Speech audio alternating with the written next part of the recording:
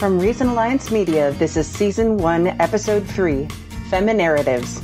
I'm Miss B. Haven.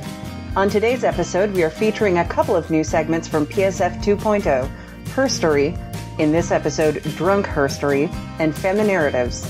The Drunk Herstory is on the first woman to run for Democratic presidential nomination, Shirley Chisholm. On Feminarratives, author Karen Garst tells her story about how love overcame indoctrination. We have an interview with nerd folk band The Doubleclicks about their upcoming album's Kickstarter campaign. And finally, the long-awaited return of Princess SparkleFarts in The Feminist Awakens. Stay tuned.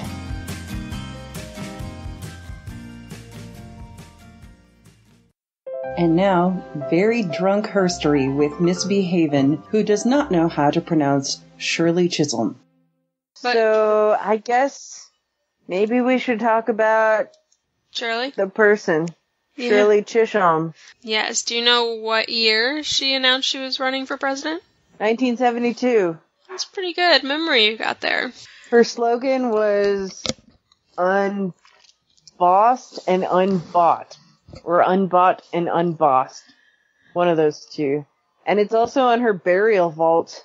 And that's the title of her biography. The room is starting to spin. So, in 1972, Congresswoman Shirley Chisholm? Chisholm? Yeah, I don't know. Chisholm. Announced that she was running for president as a Democrat, paving the way for such figures as Hillary Clinton and Barack Obama. Yeah, because there had been one woman before who had, well, technically two women before, if you really want to get super technical. There had been a woman way back when, but she didn't make it very far. Yeah, and Shirley Chisholm didn't really make it terribly far, because she only got, 2.7% of the primary vote for the Democratic Party, but there had been a previous woman who had run in 1964 as a Republican, who had also not made it through the nomination process. But I remember that she said something, Shirley Chisholm had said something about, how frustrating it was to be a woman running for president, for the presidential nomination, and that, despite, being black, it wasn't really that much of an issue compared to being a woman, running for president. And, I feel like a lot of that really happened during the, 2016 election cycle with Hillary Clinton, that being a woman really hurt her more than being whatever race at the time. Yeah, she said, "They think I'm trying to take power from them. The black man must step forward, but that doesn't mean the black woman must step back." Yeah, it's not as though you're trying to take power from them. It's that you're trying to bring power to women so that you can be equal at some point in the process there. And, without her, there would never have been Barack Obama. There would never have been Hillary Clinton making it as far as she had. Mm-hmm. But it's that whole, thing about this is not a pie. If you give a woman power, it doesn't mean that she's taking away your power. It just means that she's getting some, and she's not taking anything from you. Right. But right. That's not how. It's not like there's. That's truly not how all those people that voted for Trump. No, go ahead. All those people felt like power was being taken from them. And that's something that you have to pay attention to, because if they're feeling powerless, you gotta figure out why and how you can help. You can't miss them. And you have to figure out how you can make it so that they feel that they have some power, even if they're letting, and I'm putting that in big fucking quotation marks, somebody who they feel is less than them have power. And that would be a black person, a white, a woman, anything that's not. I like how you almost said a white person. Anything that's not white and male. Right. Yeah, white cis hetero male. Yeah. So. Yeah. By the way, this is Drunk Herstory with Misbehaving and Misbehaving's mom, who doesn't have a name on the show yet, and Bella Constrictor. Good name. Talking about Shirley Chisholm. How long have you had to come up with a good name, bitch? Okay. Well, we've got Misdemeanor for my sister. Yeah, that's good. I want something that's a little bit more lethal and has a longer prison term. Prison term. Misdemeanor, you know, if you get it. Yes. Yeah, because misdemeanor, you could be, Oh, but you could spell it Misty and then meaner instead of misdemeanor. It could be. Oh, that's true. Misdemeanor. Yeah. And you could be Miss Felony. No. We'll figure out something. Okay, well. It has to have a Doctor Who reference in there somewhere, so. Okay. We'll so figure out something. do you know where Shirley's mother or grandmother was from? And where she was raised? Barbados. Yes. It's Barbados. And she had a West Indian accent for her entire life, which probably didn't help her in the presidential campaign, because she was already black, a woman, short, wore glasses, and then had the West Indian accent on top of it.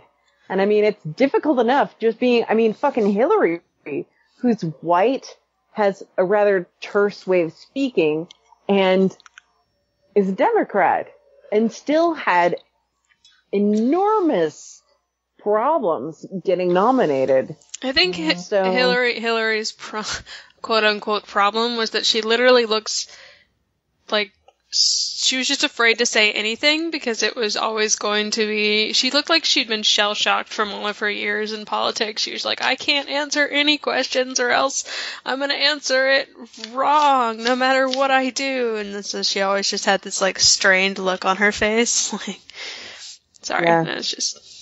Again, we're talking about Shirley, not Hillary, which we probably, if this in this segment, have already talked about her.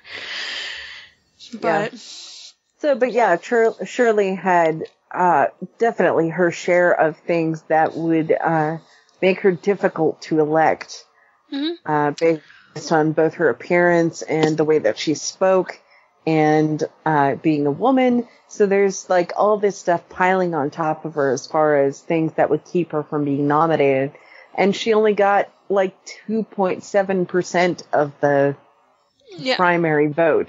And she was trying to, like, unite women and black voters, which didn't really work somehow. But then again, that didn't work for Hillary this year either, so I guess that kind of makes sense. So she, her husband fully supported her candidacy, and he said that he had no hang-ups about her running for president. But security was also a concern during the campaign? Yes, and she had a relative of hers under security detail for her the entire time she was running her campaign. And there was actually an intern, Gottlieb, I can't remember his first name, but they were going to North Carolina. Yes, Robert Gottlieb. He was an intern, and then he eventually was like the student runner of her campaign for presidency. And they had like bumper stickers and, the pamphlets and stuff. Yes. And I worked in printing, so I knew about this practice before I even read the article. But this was from Smithsonian Magazine. It was talking about how, like with printing, you always have one sample on the outside of the box so that people can see what it looks like. And so her brochures and her bumper stickers and stuff, they had one sample on the outside of the box when they were traveling to their first stop, which was North Carolina. And unfortunately, some douche fucking nozzle got a hold of these things as they were traveling and wrote, like, the N-word, go back home. Racial slurs. Yes, insert racial slurs here. Go back home on the brochures and bumper stickers. So, that was how she, like, started her campaign, was with all of this backlash about being black and being a woman. And, living in North Carolina now, even, I could definitely see that being like a huge problem. Mm-hmm. And I mean, all these people were against Hillary down here just because she's a woman. And I'm like, so if I ran for president, you would be pissed off because it's hard to listen to me talk? Come on. Like, now that everything is going down with Trump as it is, like, do people really think that they're the same? But Fuck her you. emails. Right? No, Because actually. Trump's emails aren't exactly the same. Fuck that shit. Well, you mean because Trump's not actually using a 4-year-old phone that's easier, unsecured 4-year-old phone that's super easy to hack. But Yeah, they're all BlackBerry addicts, which I can understand. I used to have a BlackBerry. No, he's using a Galaxy S4. Oh. They're on I'm using number the 7 S4 now. Edge. Yeah. I'm on the Edge, and I love it. It's great. I just got the... Not to say I'm advocating for Trump at all, I know. but I like the phone. It's cool. And this one is not like the Note where it doesn't explode. Mm-hmm. Yep. Yeah, but Shirley Chisholm was fucking badass. She's amazing. I want to base like everything I'm after on her. So she actually worked on some important projects for the Democratic Party. Yes, minimum wage. Uh-huh. She was like on it as far as a bill for the minimum wage in the late 70s and early 80s. Mm-hmm. And she also worked on like healthcare and social justice type policies, civil rights, reducing military spending. Yes, and she opposed the draft during the Vietnam War, which was a huge thing for the Democratic Party. But then in the 80s, she was like, hey, fuck this shit. My husband got hurt in a car accident, and the Reagan Revolution, whatever the fuck that is fucking up all this shit. I'm out, bitches. And she left. And she went and took care of her husband until he died. And she was just fucking amazing. And then, on her burial vault, they had the same slogan, unbought and unbossed. And she always was that. She was always that fierce, cunning woman that she was. And, until the day she died, she was just the same woman. And she never let down her integrity for the sake of fucking politics, like all these people are with Trump. It really fucking pisses me off. I don't know if that part needs to be in there, but we understand the sentiment. Yeah. I've been drinking enough that I can say these things. Yeah, I know. So that's probably going to be just a half a bottle of wine and some shots of Grand Marnier. Yep. I think that we've covered everything in your little thingamajig. So, Lon, do you have anything to say about this whole nonsense? Well, I remember when she actually ran for president, and that's awesome. She was a congresswoman too. Yes. I mean, she was amazing. I was a child. I was still 1972. I would have been, 8th grade, 9th grade. That was when my husband was born. And I just I want to put things in perspective for you. Okay. Because in 1972, there was this show called Hawaii Five-0. Yeah. That show had the white good guy who was the police. Oh wait, that was Final Countdown. I'm sorry.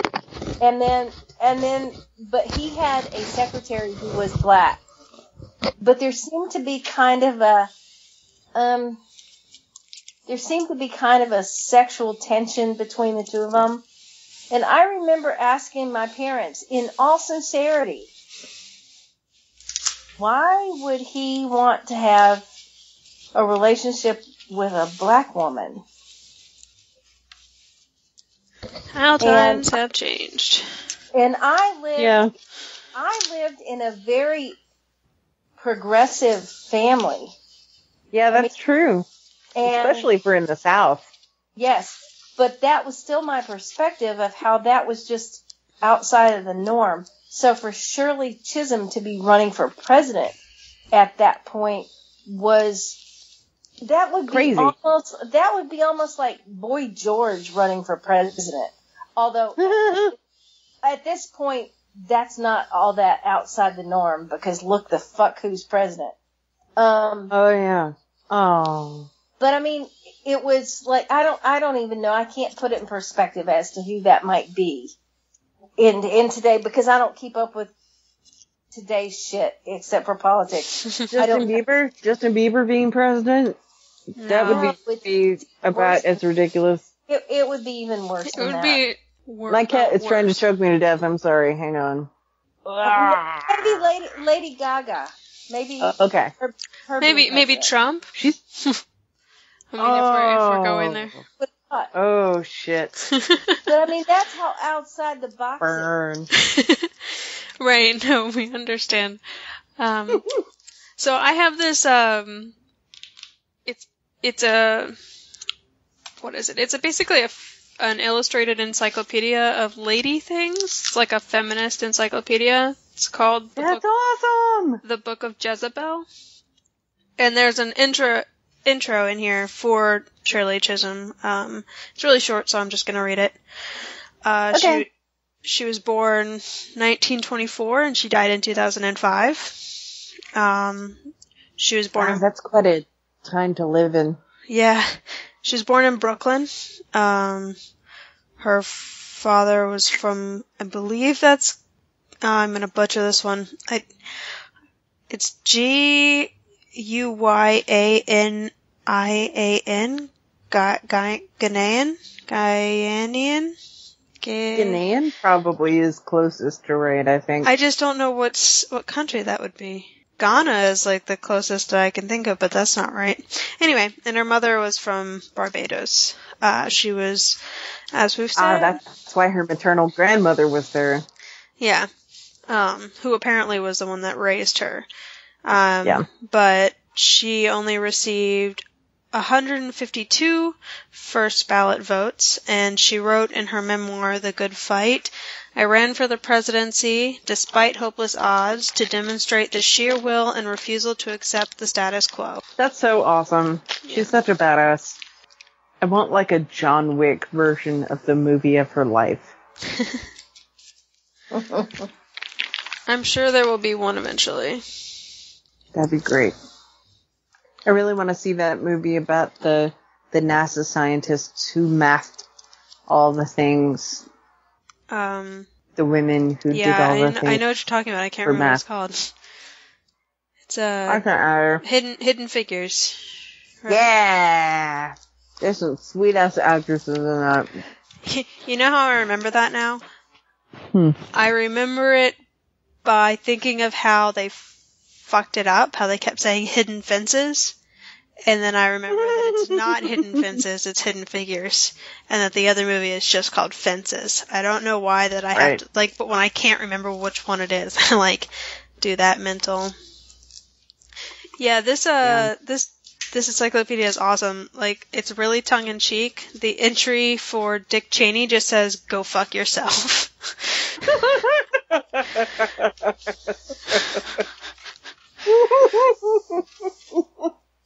Oh my god, after that link yesterday that Miss Anthrope sent me, I just want to, teach a cockadoo to say peekaboo, and then when you say Dick Cheney, it goes, go fuck yourself!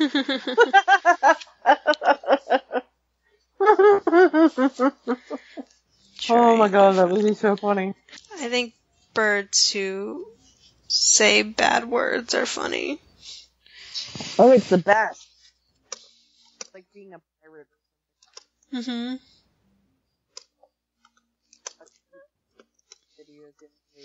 I don't know what you're doing, but you've disappeared.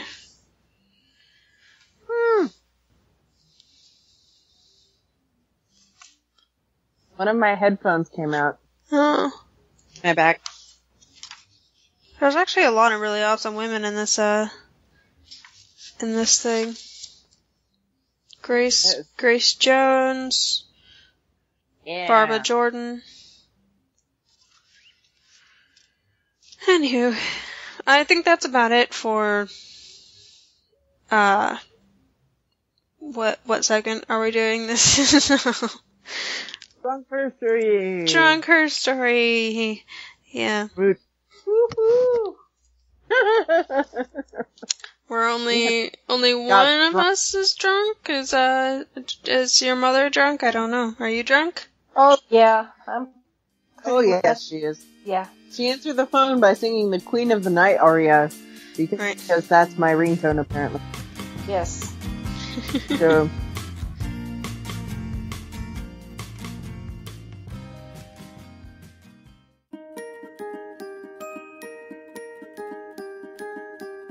Tired of bad news? We are too. Let's make some good news together. Promoting Secular Feminism is joining forces with Miss Andry's Bathhouse. We're two great feminist tastes that taste great together. With our powers combined, we are bringing you the love of intersectional feminist values and puns. Miss Andry started the company in November 2015 on a wing and a prayer and a handful of ridiculous puns. She runs the company from home in Charlotte, North Carolina with her partner, Mr. Andry, and their kid, Baby Andry. Miss Andry's main focus is on building a beauty company that is centered around body positivity and intersectional feminism. The goal is to build confidence and self-love instead of fixing flaws. Miss Andry's Bathhouse offers homemade bath, body, and beauty products. They use suppliers who are committed to fair trade and zero animal testing. Miss Andry's products cater to a variety of fandoms, including Harry Potter, Lord of the Rings, Game of Thrones, Bob's Burgers, Star Wars, and more. They also offer unscented versions of their products where possible. In my humble opinion, the best part of Miss Andry's Bathhouse is the monthly beauty box. A variety of sample products, each with a fun theme. You can buy the beauty boxes one at a time or in a discounted 3-month subscription. Hint, hint, wink, wink, my birthday's coming up. The theme for March is the Spring Equinox. Products in this box will be themed around rebirth and renewal. In this box, you'll find products inspired by nature and witchcraft meant to bring you new energy and strength as we move from the harsh cold winter into the sunlight once more. Pre-orders run from February 1st through 28th, and boxes ship March 1st. Your box price includes free U.S. shipping, and if you'd like, you can subscribe to the next 3 boxes, the Spring Equinox, April, and May.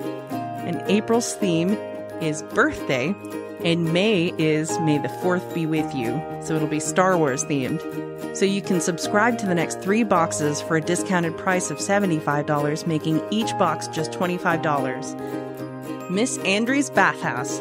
Miss Andry's is good for everybody. Find them at www.missandry.com. That's MSANDRY.com. Thanks to our partnership with Miss Andry's Bathhouse, we are able to give you, our listeners, an exclusive promo code that will only be given out in the audio of this podcast. So if you're not a listener, you won't find this anywhere else. The promo code you should use is PSF10, as in PSF10, and that'll get you 10% off your order at missandry.com.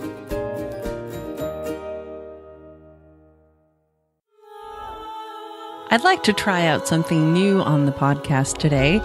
What I'd really like to do is have women come on and just tell a story. It doesn't matter what kind of story, hopefully something relating to promoting secular feminism, but not necessarily.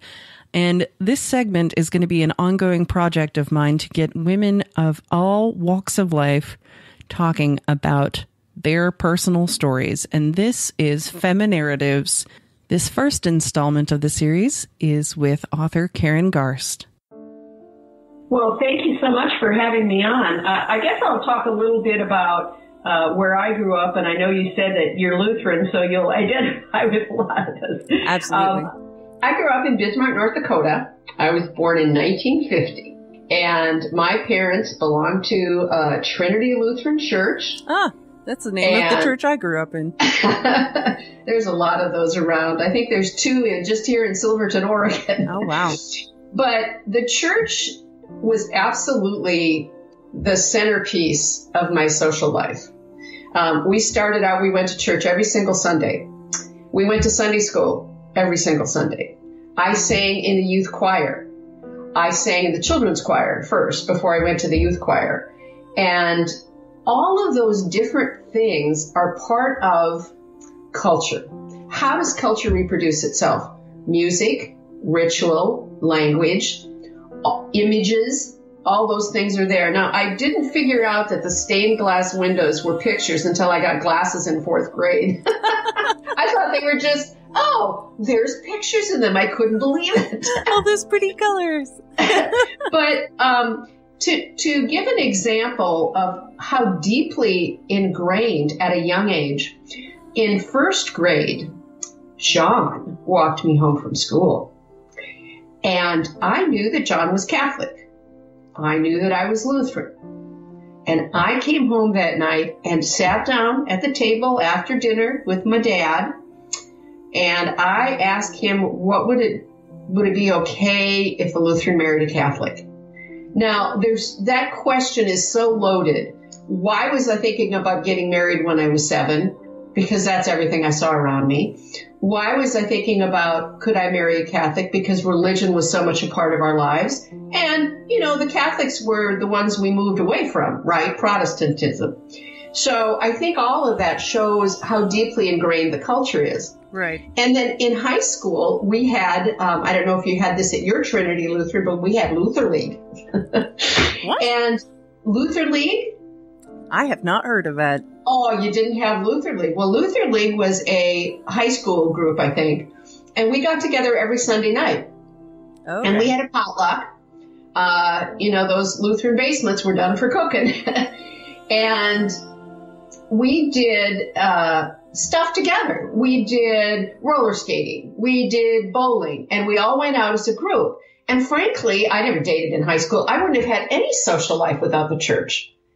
And after college, and I went to a Lutheran college, and when I went to grad school in Wisconsin, I couldn't go to a church because I didn't know anybody. Church to me was knowing everybody who was in the pew in front of me and back of me.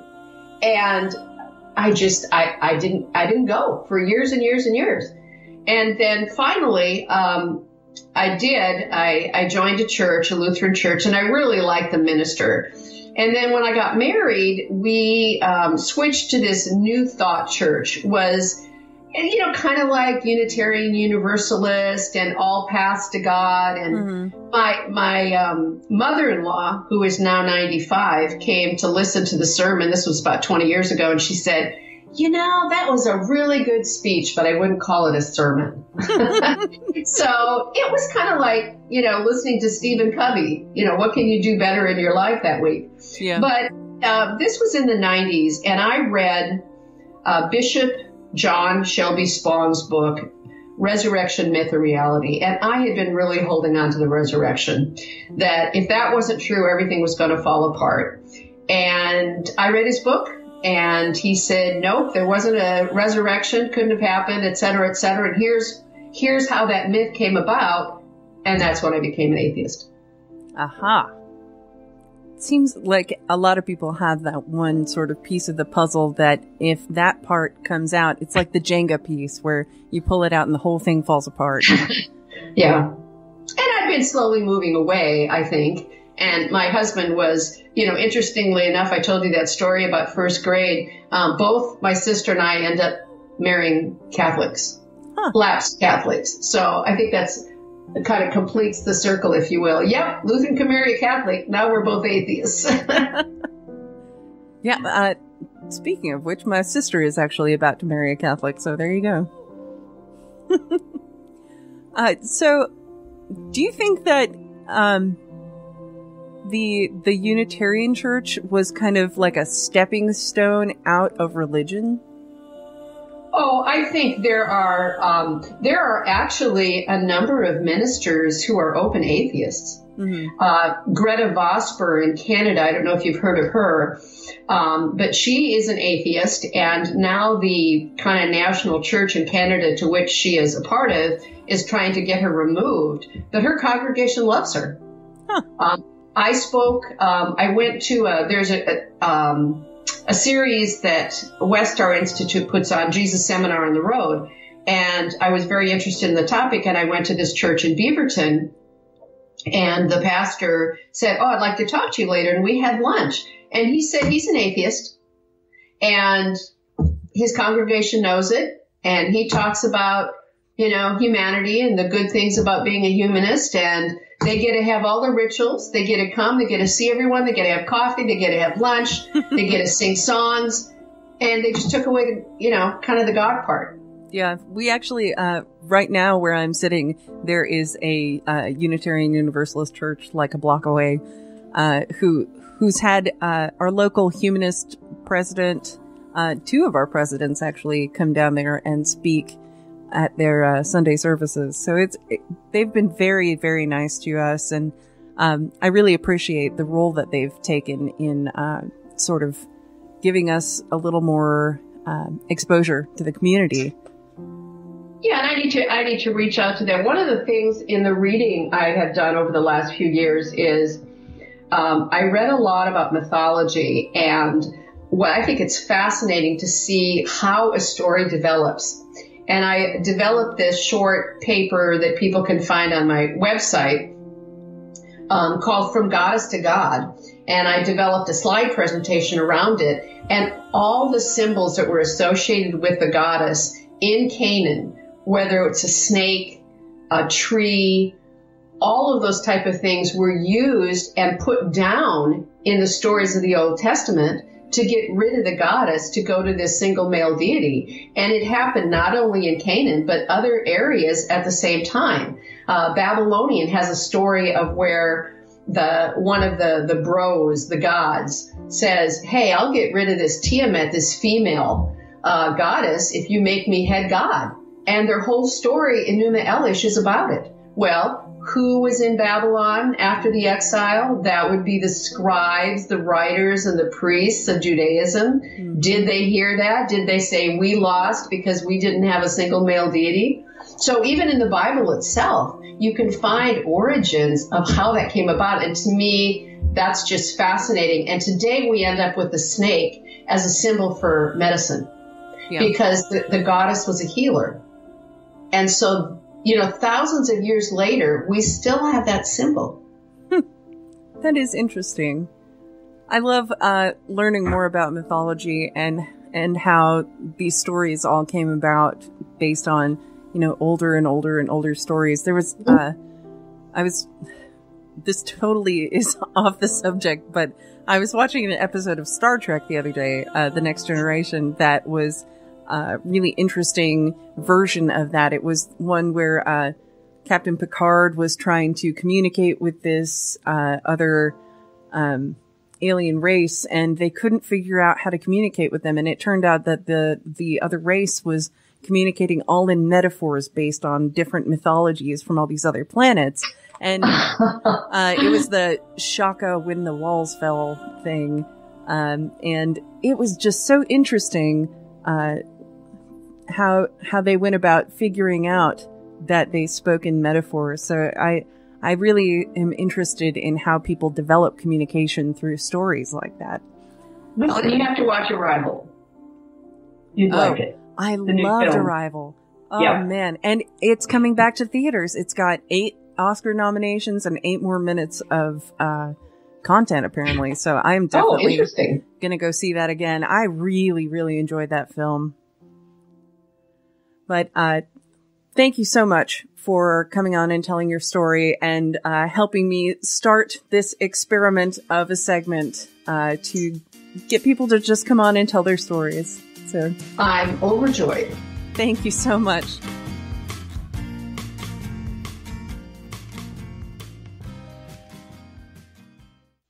Attention, citizens of Earth! It has come to my attention that you do not know what peril lies ahead for PSF, the imagination, truth, justice, and equality without your support. What do you mean, omniscient narrator? Quiet, human. The lives of such lovable characters as Princess SparkleFarts, Dr. Wu, the monthly visitor, and that weirdo who sells dildos depend entirely on the generous gifts from you, our patrons. What's a patron? Silence! A patron is a person who visited patreon.com/promoting secular feminism and donated their hard-earned cash to keep this show alive. They're the most important part of this world of ours, for we could not exist without them. Wait, who are these wonderful humans? Okay, look. I will explain that if you would just give me a moment for my dramatic pauses. Okay. Thank you. Now, we have some new rewards now that the show has relaunched, and puny humans like yourself might find them exciting and interesting. Is it a puppy? You have interrupted me for the last time, puny mortal. Now then. Patrons should note that we are now releasing weekly episodes, so they will be charged their pledged amount once a week. Those who give $1 per episode will receive bonus content such as extra sketches, extended or uncut interviews, and bloopers, which are hilarious coming from the PSF crew. $2 will get you everything in the $1 level, as well as sex and relationship advice from our very own Bella Constrictor. Hey, that's me! Die, human! I'm sure she can give advice from wherever this phaser took her. Now, giving $5 per episode will get you into the writer's room, where you will receive regularly published PSF erotica, short stories, poetry, and more exclusive written content. At $10, you will receive a one-time gift of a $5 gift certificate to Miss Andre's Bathhouse, along with the rewards from all the levels below this.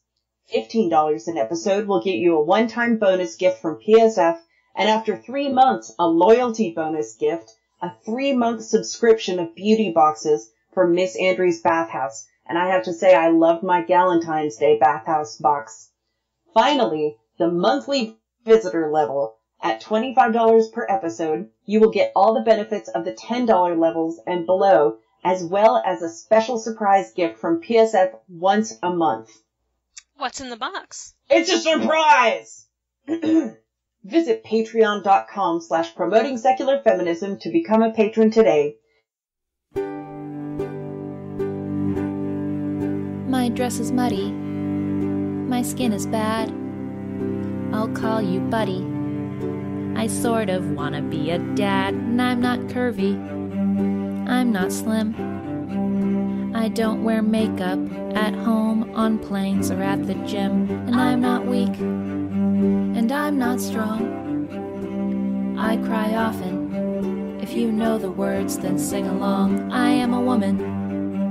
None of these things disqualify me. I hear a lot of voices saying I'm doing it wrong, but please just try me. Today I am speaking with Angela and Aubrey of the Doubleclicks. They are a nerd folk band out of Portland, Oregon, and they are amazing. If you have not heard them or seen their videos, I highly suggest you stop what you're doing right now, which is listening to this podcast, and go find them on YouTube, because you will go down a rabbit hole of nerdy awesomeness.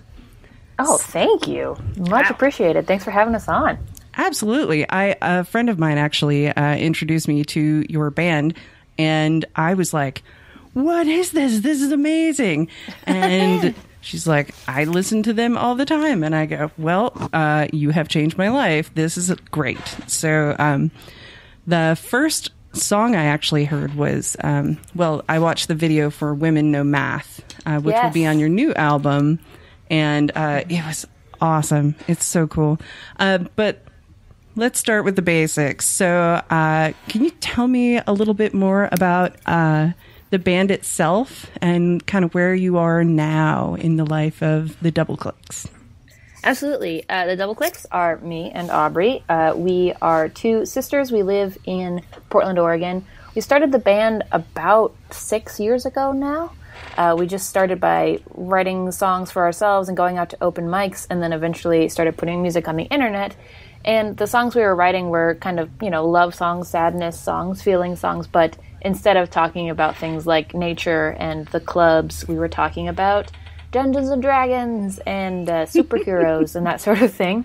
And when we transitioned from doing live shows for other songwriters to doing songs on the internet and for groups of nerds, it went from being laughed at to being laughed with, which was an amazing feeling. And we have gradually put out, not gradually, swiftly, about four albums. We're kickstarting the fifth one right now. And we tour the country. We do something like 80 shows a year, and we continue to write songs about dinosaurs and cats and social anxiety and empowerment and feminism and gender roles and all of that good stuff. That is so awesome. Was there one specific thing that inspired you to start a duo together? I think that's what it was available. Yes. I feel like I tricked Angela into doing it with me because I was like, I know you're really talented and I know it would be really fun if you would come play music at the open mic, and that's my perspective anyway. I really wanted to play music with Angela because she's very talented and an excellent songwriter. Yeah, that was it. It's because I'm great. Flattery got you everywhere. Yeah. Mm-hmm.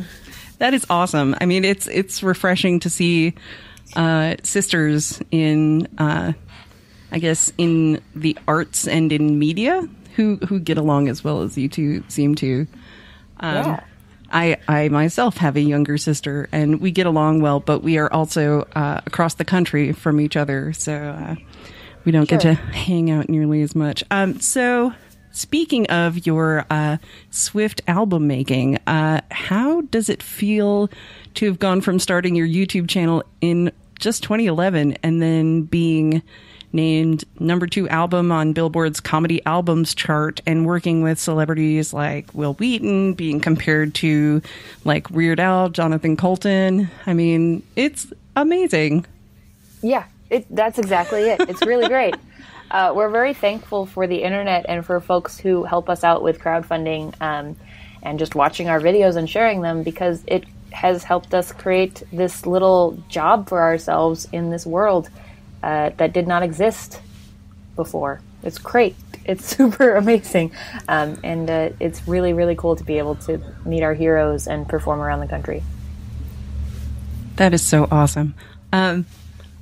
You kind of answered one of my next questions before. I was going to ask, do you openly identify yourselves as feminists, and why or why not? Yes, I can answer for myself. I would say yes. Aubrey? Yes. Yeah, I mean, for myself, I have, we were raised religious and as girls, obviously, and it never really stuck with me right, the things that I was being told to do, because I was a woman, like to be nice and small.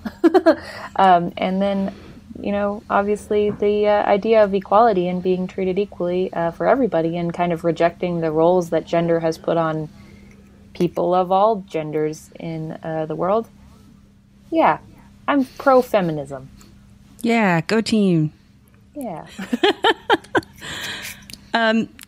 That being said, what do you feel is the most important issue facing women in the U.S. right now? Oh, God. Everything. Is there only one? I don't know that this is sort of a thing that I think, especially social justice, Twitter will get in fights about, is that there are so many things going on, and if we pick one, it seems like we are ignoring others, and I think there are so many things worthwhile to work on, and there are so many things that people should be working on full time, that it's kind of not important to pick a most important one, at least to me. We will do is write songs that hopefully make people feel better about themselves and give them the power to go be active in what they need to do. Because right now it is extremely important that people be active and vocal to the ability that they can, to make sure everybody knows that they're valued. Because sometimes our president doesn't seem to make people think that. Yeah, I get that. And that actually sort of brings me to a follow-up question that I wanted to ask, which was, why is it so important in this current political and cultural climate that women find ways to express themselves through artistic outlets like you do? That's a great question. And it doesn't, it's not easy. Like, I am frequently feeling hopeless, especially now. But I write myself letters and lists to remind myself what's important. And the one I have on the desktop of my computer is to remember that we get ideas of what gender is from so young, and they become so harmful the older we get, that just having representation of women who do different things and who are loud and who create stuff and have opinions and like dinosaurs and, you know, are tall or big or vocal, just any representation like that that adds to the diversity of views that people see is so important, especially for kids. So I think just existing and being visible and being as loud and abrasive as possible is a really valuable thing, regardless of what the political climate is. Absolutely. I completely agree. And I mean, that's kind of part of what I'm trying to do with this podcast is get women's voices out there in a time when we really, really need to. Speaking of dinosaurs, do you have a favorite dinosaur? You know, I get asked this question a lot.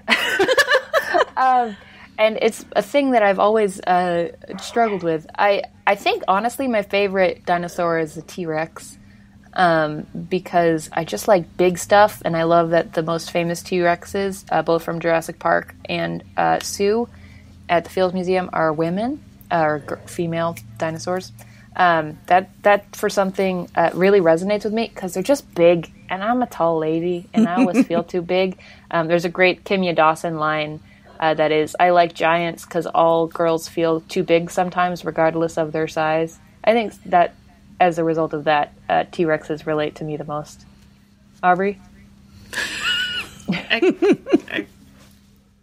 Yeah. T-Rexes are great. They are pretty great. I mean, plus the whole memes where, like, their arms are too short to do stuff. I mean, what's not to love? It's so real. I'm always afraid of falling over, and so I never want to pick stuff up. So I think that T-Rexes are really, we're on the same page for a lot of stuff. Especially in heels, you're like, oh, please. I'm not going to reach forward because I'll just fall right over. Always. Oh, man. So let's talk about the Kickstarter that you've got. I mean, for one thing, your 2014 Kickstarter for Dimetrodon set the most successful music Kickstarter in Portland with $80,000. That is amazing. And a good year. The President Snakes album also went way over your goal. And so now you've got Love Problems. And that's the name of the album. They don't just have love problems. I mean, in real life, you might. It's all true. So, tell me about the album. How did it come to be? What are you expecting to put on it? I know The Women Know Math is going to be on it, and Sensitive Badass, which I totally love. Oh, thank you so much. We have made a lot of I mean, it's all from us, but we have been labeled a lot of different ways over our careers as like nerd music and kids music, and really all we do is write the songs that we want to write. But this new album is primarily about kind of a deep dive into feelings. Yay! Over the past couple years since we released our last album, I've gone through a lot. I went through a really big breakup and some stupid relationship mistakes, and then started going to therapy and talking out and processing some stuff that happened to me a long time ago in relationships that was bad. And so the songs are about all of those things, and science and math and physics and space, all sort of tied in together. So we've got that a song is so about awesome. Like, yeah, it's pretty cool to kind of tie the things that I'm interested in learning about with the things that have destroyed my life, and processing it all together, and really coming out on the other side more empowered, and hopefully helping others as well. Do you feel that the process of writing the music and performing it is therapeutic to you as well?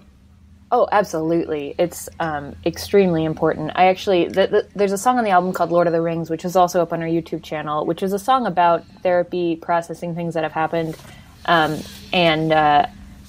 it you know, about, like, for example, songs that will always remind me of a terrible thing that happened. And that I can never get rid of that. But if you kind of acknowledge it and move on, it's super helpful. And so that song does that the same way my therapist told me to write a letter to this person that I'm never going to send, just sort of working it all out. And she said, and I was like, it made me feel a lot better, even though I know I'm never going to send it, because just having thoughts just inside your brain means that they have power over you. And when you let them out, they don't anymore. It's so cool. I recently watched The Danish Girl, and that was a big part of the movie, talking about how the woman that was being portrayed, she wrote all of her problems and medical issues and things in a diary, but it was her struggle as a transgender woman with physical qualities of a man, and talking about, like, everything that she had done up to that point. And it was a really powerful movie. But yeah, I can definitely see how, like, writing it out and getting it out on paper or getting it out in music would be such a good way to process your feelings about, like, a breakup. I hear Adele has done really well with that sort of thing. I hear good things. Yeah, I mean, I think she's been pretty successful. The entire blues industry is basically, like, and jazz, it's all, like, breakup stuff. So, I mean, you're headed in a good direction, from what I understand. I think it's well-trod ground, but we're happy to join in. Oh, absolutely. I mean, I find that some of the most personal music is the most relatable. Like, people like Tori Amos, for instance. I mean, she's actually from around here, or has relations are from around here. So, just real quick, can you tell our listeners where they can find the Kickstarter, where they can find information about you, your YouTube channel, etc., before we have to go from the actual segment for the show? Yeah, absolutely. If you want to check out our Kickstarter, and we hope you will, because we have a lot of cool rewards and a lot of cool goals that we can hit with your help, just go to thedoubleclicks.com. There's a link there, or you can Google the Doubleclicks Kickstarter Love Problems, and that will lead you there. You can also find out everything we're doing at thedoubleclicks.com. We're on YouTube at youtube.com/thedoubleclicks. We've got new music videos all the time, and we're on Twitter and Facebook and Instagram, so find us. We will give you free content on the internet, and you can support us if you'd like. Yay!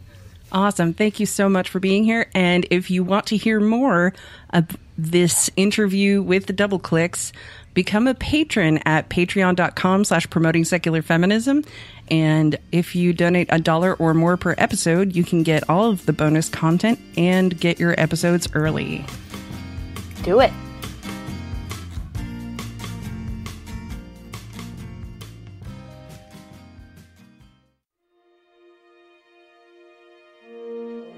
It is a dark time for the imagination. The forces of evil from Planet Chump have marshaled their powers under the banner of the Patriarchal Obstructionist Obfuscation Police, or POOP, a ruthless terrorist organization determined to rule the imagination. The Royal Intelligence Bureau has been destroyed. Director Sir has disappeared. Princess SparkleFarts, the last secret agent of RIB, leads a ragtag band of misfits in the new resistance forces of the Outer Space Underground. From on board the OSU ship femme fatale, SparkleFarts and her new friends strike out against the forces of poop and their leader, Lord Chump, to bring freedom to the galaxy. Captain Princess Diary, entry number, 1, I guess. With the invasion of imagination by the forces of poop, I have commandeered the spaceship Femme Fatale and assembled resistance fighters from all over the free galaxy. With me is my first officer, Fembot 5000. This is what is passing for exposition these days, I take it? You're pretty sassy for a robot. I like that. I'm delighted. What kind of a name is Fembot 5000 anyways? A descriptive one. I'm gonna call you Sassy Pants. Please don't. Captain Princess Diary entry number 2. My first officer, Sassy Pants, and I are currently having a discussion about how awesome her new nickname is. I never agreed. Shh, Sassy Pants. Monologue on your own, Princess Diary. Captain Princess Diary entry number 2.5. Where was I? Oh yes. Sassy Pants loves her new nickname. Also with me, I have Chief Engineer Willie O'Fortune. She's a leprechaun. Top of the morning to you, Captain. I must tell you that the Femme Fatale is the finest vessel I've had privilege to fly in all me life. However, and this is of special interest to you, Captain, we're totally out of fuel, and don't you know, we're coasting on fumes, and our fuel doesn't exactly grow on trees. Oh no! I have to interrupt my introduction of my crew and go straight to the plot. It's about time. What kind of fuel do we need? Dilithium, unobtainium, illudium, cavorite, vibranium, kryptonite, beryllium spheres, badassium, cobalt thorium G, mithril, kyber crystals, franconium, love potion number 9? Captain, all of the materials you mentioned are completely fictional. Exactly. Imagine how rare they must be. Nay, Captain, it's a wee bit harder to find than that. The fuel we need is passion for equalitarium. That's a mouthful. You're telling me. Captain, the nearest F-type planet with passion for equalitarium is on the 4th planet of the privileged system. What do we know about privileged 4? Privileged 4. Life exists within the safe zone of the galaxy, which has been largely unaffected by Lord Chump's policies and has yet to be invaded by the forces of poop. The people there live a comfortable life, and they may be totally unaware of the dangers that the rest of the galaxy is currently in. Can our hails reach their leader? They can, sir. I just need to activate our plot device. Boop! There you go, sir.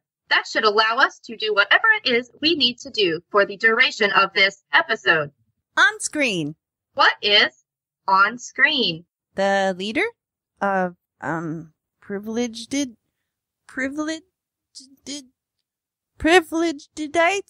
Oh, you have to call them. What? How? Just dial up their number. Just Google it. Some first officer can call you lazy pants. Okay. Number is, are you ready? Number is 555-555-555-555-555-555-555-555-555-552. Hello. My name is Captain Princess SparkleFarts of the OSU ship Femme Fatale. With whom am I speaking? Whom with speaking am I? Who am I talking to? Who is this? Yes. Who is this? Who? I'm Princess. No, I'm Captain Princess SparkleFarts. Who am I talking to? This is Queen Oblivia. Who is this? Can you hear me? Can she hear me? She may be elderly, Captain. This is Captain Princess SparkleFarts. No, you have the wrong number. This is Queen Oblivia of Privileged 4. Yes, Your Majesty, I meant to call you. Who is this? I'm the captain of a spaceship in space. Oh, that's nice, dear. We were hoping we could buy some of your passion for equalitarium. A what? Passion for equalitarium. Do you have any? Oh no, everything is fine. We don't have a need of anything like that. Our scanners say otherwise. Your Spaniards say what? I wouldn't trust those people. They sleep during the day, you know. They call it a siesta. No, not Spaniards. Scanners. We don't have any scanners. No, I can't believe this conversation. We are looking for a rare element that we believe you may have in abundance on your planet. Our instruments tell us that your planet is positively bursting with the stuff. Instruments? You mean like clarinets? No, Your Majesty, our spaceship is out of fuel. We are a band of resistance fighters. What are you resisting? The forces of poop and the evil Lord Chump. Oh, he's not so bad. Not so bad? I can't check in with my boss, Director Sir, because she went missing after he invaded Imagination, and now he's insulting and invading countless other worlds throughout the galaxy. Well, they probably deserved it. People should mind their own business. He might invade Privileged 4 one day. Why would he do that? Why did he invade all those other worlds? He's a psychotic despot. That's just petty name-calling, dear. What did Lord Chump ever do to you? He invaded my home. Well, I don't doubt it the way you're talking about him. Why can't you just say nice things about people? I am a very nice person. I'm a flying unicorn, for crying out loud. It's practically in my job description. Well, I don't know anything about that. Don't you believe in freedom and equality? Why, yes, I do. I have plenty of freedom. And I have more equality than anyone on the whole planet. Well, what happens to all that freedom and equality when Lord Chump decides he wants to sit on your throne? That would never happen. Why not? It just wouldn't. I choose to believe in the goodness of people, dear. You should try the same thing sometime. Maybe if you were nicer to Lord Chump, he wouldn't have taken over your world. Now, I'm very sorry, but I must go. My peasants are dedicating another giant statue in honor of our new treaty with Planet Chump. Treaty? Why, yes, dear, didn't I mention? I've just signed over the entire planet to Lord Chump in exchange for my continued advantages that I've grown accustomed to. The statue depicts me giving a royal kiss to Lord Chump's posterior. Captain, our scanners reveal that the composition of that giant statue the Queen just mentioned is pure passion for equalitarian. Can we beam it aboard? Sigh. Just let me make a few adjustments to the plot device. Boop. There you are, Captain. We can now use our space courier beam to teleport the statue directly into engineering. Do it! Engage, sassy pants! Courier beam engaged, Captain. Boop. We have the passion for equalitarian. Great, Scotty! That's a mighty fine plot device in there, you bunny she-bot. Fembot. Sassy pants! Oh, Fortune! Get down to engineering and start doing whatever it is you do down there to make the spaceship go vroom. Aye, aye, Captain! Boop. Well, that's another fine mess we've gotten out of, Sassy Pants. Captain, we just stole property from a sovereign world. That sovereign leader just signed away their sovereignty to Lord Chump. The forces of poop will be rolling in on that planet soon enough to dismantle the whole world's resources, just like they did to my world and yours. I miss my planet. What planet are you from anyway, Sassy Pants? Ahem. Love Bunny 7. Wistful sigh. Love Bunny 7? It's just a name. I love it. I want to go there. Me too, Captain. But we have to free it first, and all of our worlds. Well, that seems as good enough a place as any to wrap up this episode. Episode? What? No. Captain Princess Diary, entry number, 4. 4.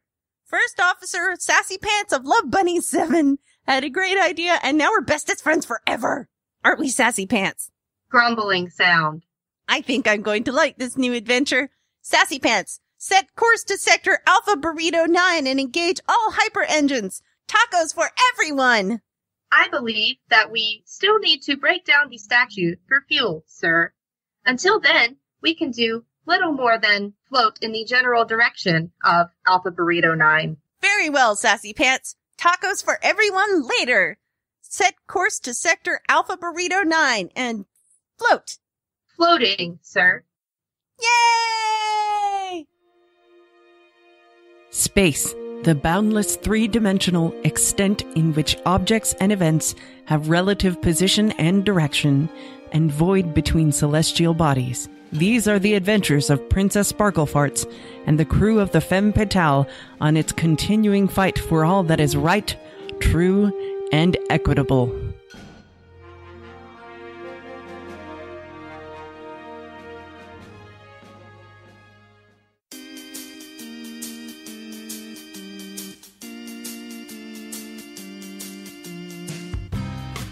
Thanks for listening to PSF, Promoting Secular Feminism. To find more episodes, you can check out our website at www.promotingsecularfeminism.com. Or if you want to get in touch, you can email us at promotingsecularfeminism@gmail.com. You can also find episodes on iTunes, Spreaker, Stitcher, and YouTube. Don't forget to subscribe, like, and rate and review us. We love 5-star reviews. I'm Miss B. Haven because well-behaved women rarely make history.